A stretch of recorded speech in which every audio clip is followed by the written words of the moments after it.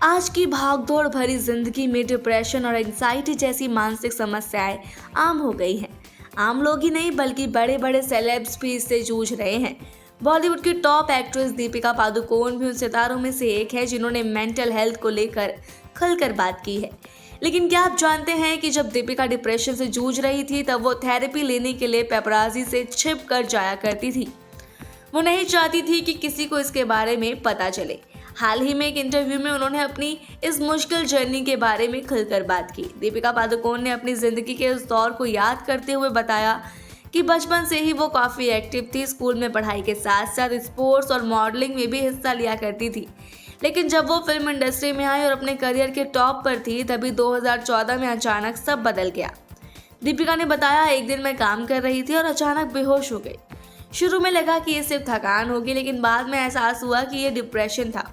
अक्सर लोग सोचते हैं कि डिप्रेशन का तुरंत पता चल जाता है, लेकिन दीपिका का अनुभव कुछ और ही था। उन्होंने कहा, जब मुझे डिप्रेशन हुआ तब मुझे खुद ही नहीं पता था कि ये क्या हो रहा है। मैं मुंबई में अकेली रहती थी और किसी से इस बारे में बात नहीं कर पाई। जब मेरी माँ मुझसे मिलने आई और वापस चली गई तब मुझे अचानक रोना आ गया। उस दिन मुझे समझ आया कि कुछ तो गलत हो रहा है। जब दीपिका को पता चला कि वो डिप्रेशन और एंजाइटी से जूझ रही है तो उन्होंने थेरेपिस्ट से कंसल्ट करने का फैसला किया, लेकिन वो चाहती थी कि ये बात किसी को भी पता ना चले। दीपिका ने बताया कि हम नहीं चाहते थे कि किसी को पता चले कि मैं थेरेपिस्ट के पास जा रही हूँ।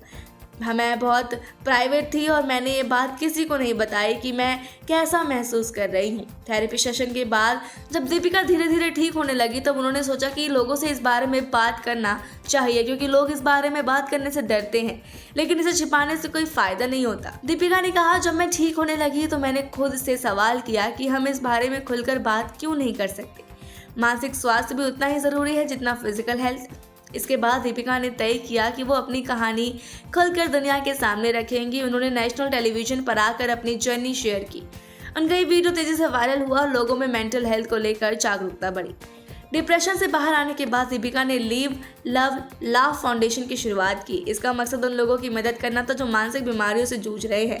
आज दीपिका पादुकोण सिर्फ एक बेहतरीन एक्ट्रेस ही नहीं बल्कि मेंटल हेल्थ अवेयरनेस की सबसे बड़ी एम्बेसडर भी बन चुकी हैं।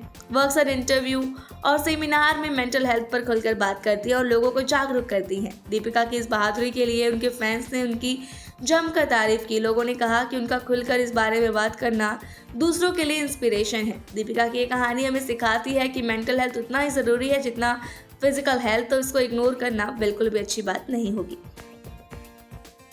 ऐसी और खबरों के लिए सब्सक्राइब करें हमारे चैनल सौगंध टीवी को।